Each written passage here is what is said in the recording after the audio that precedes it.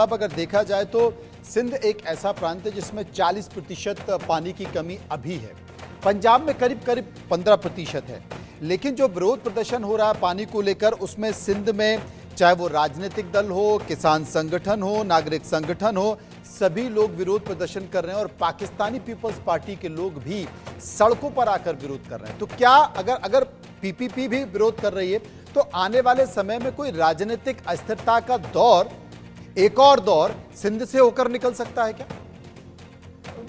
देखिए, बहुत ये आपने बड़ी बात अभी करी है, क्योंकि पाकिस्तान की अगर आप इतिहास में भी जाएं तो ये जितने भी ऐसे प्रोटेस्ट शुरू होते हैं वो बाद में एक तख्ता पलट की तरफ जाते हैं और एक मेजर चेंज जो पाकिस्तान की लीडरशिप है उसकी तरफ जाते हैं। अब आप पाकिस्तान की इकॉनमी देख लीजिए, एग्रीकल्चर इकॉनमी है जिसको एग्रीगेरियन इकॉनमी बोलते हैं। 24% जीडीपी पाकिस्तान का एग्रीकल्चर से आता है और 68% जॉब्स जो हैं आज पाकिस्तान में वो एग्रीकल्चर सेक्टर के साथ जुड़े हुए हैं। तो आप एक सीधी तरीके से लोगों की पेट के ऊपर लात मार रहे हैं जी। आप उनके जॉब्स के ऊपर लात मार रहे हैं, क्योंकि अगर आप वहां से पानी अपना लेंगे तो जो वो अपनी खेती कहाँ करेंगे, उनके पास पानी नहीं होगा।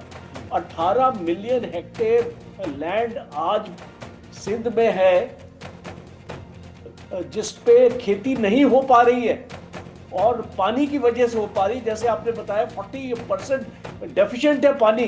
तो ये जो बहुत इंपॉर्टेंट चीज़ है, पानी एक ऐसी चीज़ है जो आने वाले वक्त में लड़ाइयाँ भी करा सकता है।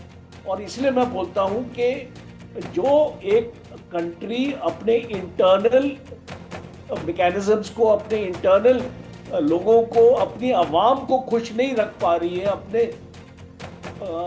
आवाम की ज़रूरतों की तरफ नहीं उसका तवज्जो है, और वो एक बाकी अपनी बड़ी अनाउंसमेंट, उसको फील्ड मार्शल बना दो, उसको फलाना कर दो, उससे पाकिस्तान का क्या आपका फ़ायदा होने वाला। इसीलिए अभी जो IMF लोन है जो पाकिस्तान को $1 बिलियन की इंस्टॉलमेंट थी, उस पर अभी क्यों रोक लगी है, क्योंकि उसमें और 11 कंडीशंस डाली गई हैं जिसमें पाकिस्तान गवर्नमेंट को अपने सब्सिडीज़ की तरफ देखना पड़ेगा कि अपनी सब्सिडीज़ को कम करना पड़ेगा, और जो ये पैसा IMF से इसको मिला है उसको डेवलपमेंट स्कीम्स में लगाना पड़ेगा। उसको पाकिस्तान को दिखाना पड़ेगा कि कौन सी स्कीम में कौन सा पैसा लग रहा है।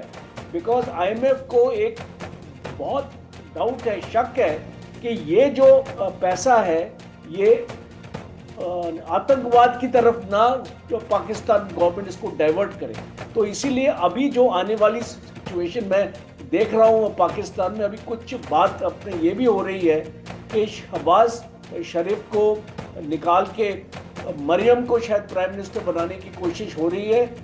तो वो बातें भी पाकिस्तान में चल रही हैं, और जिस तरीके से पाकिस्तान की इकॉनमी को इस प्राइम मिनिस्टर ने चलाया है, शहबाज शरीफ ने, वो एक क्वेश्चन मार्क है पाकिस्तान की फर्दर अपना डेवलपमेंट के लिए। और आने वाले वक्त में मुझे ऐसा लगता है पाकिस्तान में और भी प्रॉब्लम्स आने वाली है, क्योंकि बलूचिस्तान और खैबर पख्तूनख्वा को हम इससे अलग नहीं कर सकते। ये 3 प्रांत हैं जो आने वाले वक्त में पाकिस्तान का बंटवारा करेंगे, जो एक इसको बल्कानिस्तान हम बोलते हैं ना, बैल्कनाइजेशन। ये पाकिस्तान की बैल्कनाइजेशन होने वाली है, जैसे बाकी अपना मुल्क अलग हुए थे, बांग्लादेश अलग हुआ था। इसको मुझे ऐसा एक संकेत आ रहे हैं कि पाकिस्तान अगर इस सिचुएशन को अभी कंट्रोल नहीं करेगा और जो अभी सिंध की प्रॉब्लम है उसको, लोगों की प्रॉब्लम को एड्रेस नहीं करेगा, तो आने वाले वक्त में पाकिस्तान के 4 टुकड़े निश्चित है, निश्चित दिखाई दे रहे हैं, और तमाम सारी सबूत भी इसके हवा में तैर रहे हैं। संजीव जी मेरे साथ मौजूद हैं। संजीव जी, कभी कभी ये कहावत भी है ना कि बिल्ली आ जाती है तो कबूतर अपनी आंखें बंद कर लेता है। पाकिस्तान की स्थिति यही है, उसको लगता है कि नहीं नहीं मेरे सामने कुछ नहीं है, मैं सुरक्षित हूँ। पाकिस्तान की स्थिति कुछ ऐसी ही दिखाई दे रही है। बलूचिस्तान में सबको स्थिति पता है, खैबर पख्तूनख्वा की स्थिति पता है, सिंध में स्थिति ये हो गई है कि मंत्री के घरों में आग लगाई जा रही है, लोग सड़क पर उतर कर आ रहे हैं। सेना इस बात की दुहाई दे रही है कि भाई अभी अभी तो हम जंग से आए। उन्होंने कहा कोई जंग से नहीं आए, हम तुम्हारे दुश्मन हैं। लेकिन जिस बात का जिक्र अभी राजन साहब कर रहे थे कि किसी भी देश में तख्ता पलट होता है तो वो कहीं ना कहीं उसका रास्ता जनता के विद्रोह से ही निकल कर आता। हमने हाल ही में बांग्लादेश में देखा कि एक आंदोलन आरक्षण को लेकर शुरू हुआ और वो छात्रों का आंदोलन आरक्षण को लेकर शुरू हुआ और कब उसने देश की सत्ता को बदल दिया पता ही नहीं चला। मुझे लगता है कि क्या शहबाज शरीफ को लग रहा है या अंदर ही अंदर कुछ है जो काम कर रहा है, या तो वो डीप स्टेट हो सकता है या कोई और हो सकता है। अभी हाल के दिनों में इमरान खान की पार्टी के लोग भी सड़कों पर उतरे तो उन लोगों को तो आपने दबा दिया कि चलो भाई राजनीतिक पार्टी के लोग कार्यकर्ता हैं। लेकिन ये जो जनता का विद्रोह है ये कहीं ऐसा तो नहीं कि कुर्सी हिला देगा? निसंदेह देखिए मनोज जी, यदि ये पाकिस्तान के हुक्मरान वहाँ की जनता की भावना को समझें और उसे जानने की कोशिश करें कि वो क्या सोच रहे हैं, तो वहाँ पे जाहिर है कि ये सवाल जनता उनसे पूछेगी कि आप ये जो युद्ध में जो आप कह रहे हैं कि अभी अभी हम युद्ध से आ रहे हैं, जंग से आ रहे हैं, युद्ध में गए ही क्यों थे? क्या कारण था कि युद्ध में आप गए? युद्ध आपने शुरू ही क्यों किया? आपके अंदर ही देश में जब इतनी ज़्यादा तबाही और बर्बादी की स्थिति है और इतने ज़्यादा आंतरिक समस्याएं हैं तो उसको आपको एड्रेस करना चाहिए था। और ये आप भारत के ऊपर इस तरीके की साजिश रच करके पहलगाम का हमला करा करके और भारत जैसे एक महाशक्ति के साथ एक युद्ध मोल लेकर के आपने अपने पैर किया, अपने सिर पर कुल्हाड़ी मारने का काम किया है और इसका जो खामियाजा है अल्टीमेटली जनता ही भुगतेगी। ये हुक्मरान तो युद्ध के बाद वो जनरल से फील्ड मार्शल हो गए हैं, लेकिन जनता की क्या किस स्थिति में पहुंच गई है ये वहाँ की जनता बताएगी। लेकिन ये जो पाकिस्तान के हुक्मरान है ये वहाँ की जनता के साथ हमेशा से दोयम दर्जे का ट्रीटमेंट करते रहे हैं और अल्टीमेटली ये जनता को उन्होंने मूर्ख बनाने का, जनता को गुमराह करने का, उनकी आंखों में धूल झोंकने का ही काम किया है। अभी ये जो पहलगाम का जो पूरी साजिश है वो फिर से जनता की आंखों में धूल झोंकने के लिए की गई थी। ये जो अपनी जो पदोन्नति करना, जनरल से फील्ड मार्शल बन जाना, ये सब कुछ जनता को ये दिखाने के लिए किया जा रहा है कि वहाँ पर सेना ही सब कुछ है, सेना ही वहाँ पर सारी स्थितियों को कंट्रोल कर सकती है।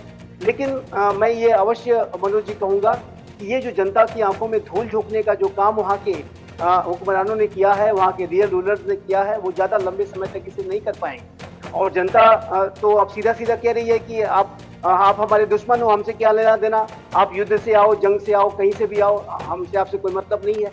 ये जो जिस तरीके की एक जो अलगाववादी जो एक मांग है, जो जिस तरीके से उनके प्रति कोई भावना नहीं रह गई है, रादर एक शत्रुता की भावना जनता के अंदर पैदा होती जा रही है, वो पाकिस्तान के विखंडन का कारण बनेगी। और ये जैसा कि जनरल साहब ने कहा, ये 4 क्या 5 भागों में विभाजित होगा। इनके पास जो अगर कुछ बचेगा तो ये पंजाब और उनका जो वही प्रोविंस एकमात्र है जो उनके पास रहेगा। शेष सारे जो 4 भाग हैं वो सब में अलग अलग होंगे। और जाहिर है कि पाकिस्तान ऑक्युपाइड कश्मीर और गिलगित बल्तिस्तान तो वो अपने मूल स्थान भारत में आएगा ही, लेकिन अन्य जो 3 जगहें हैं, बलूचिस्तान, सिंध देश और पश्तूनिस्तान, वो एक स्वतंत्र राष्ट्र बनेंगे। तो ये जो पूरी स्थिति है वो पाकिस्तान विखंडन की तरफ बढ़ रहा है। और इसके लिए अगर कोई सिर्फ और सिर्फ कोई जिम्मेदार अगर संस्था है तो वहाँ की जो सेना है, वहाँ की सेना के जनरल्स हैं, जिन्होंने पाकिस्तान की जो आवाम के साथ सबसे बड़ा छल, सबसे बड़ा धोखा किया है। डे 1 से वहाँ के लोगों को अंधेरे में रखा है। कोई भी अगर जमहूरियत का नेता कभी खड़ा होने की उसने कोशिश की तो या तो फांसी के फंदे पर चला गया या उसको बाहर का रास्ता दिखा दिया गया, पतली गली से विदेश भेज दिया गया, या अगर ज़्यादा उसने रेसिस्टेंस करने की कोशिश की तो वो जेल में बंद है। इमरान खान जेल में बंद है। इमरान खान ने ये दिखाने की कोशिश की कि उनके पास भी कोई सत्ता है। 3.5 वर्षों के शासनकाल के बाद जब उन्होंने अपने आप को एसर्ट करने की जरा भी कोशिश की तो फिर जनरल बाजवा ने उनको आईना दिखा दिया कि आपकी स्थिति है और आप अपनी सत्ता त्यागिए और आप अपने सही जगह पे पहुंच जाइए, और जेल में वो बंद है। तो ये जो पूरी पाकिस्तान की स्थिति है उसके लिए वहाँ की जो सेना है जिम्मेदार है। सबसे बड़े गुनाहगार वही सेना ही है। और जब तक, जैसा कि हम कहते हैं, आपके चैनल पे हम कितनी बार कहा है कि पाकिस्तान की सेना के पास एक देश है। देशों के पास सेनाएं होती हैं, लेकिन इस सेना के पास उसके कब्जे में एक देश है और जब तक ये देश उसके कब्जे में, सेना के कब्जे में रहेगा, तब तक इसका हालात भविष्य ऐसे ही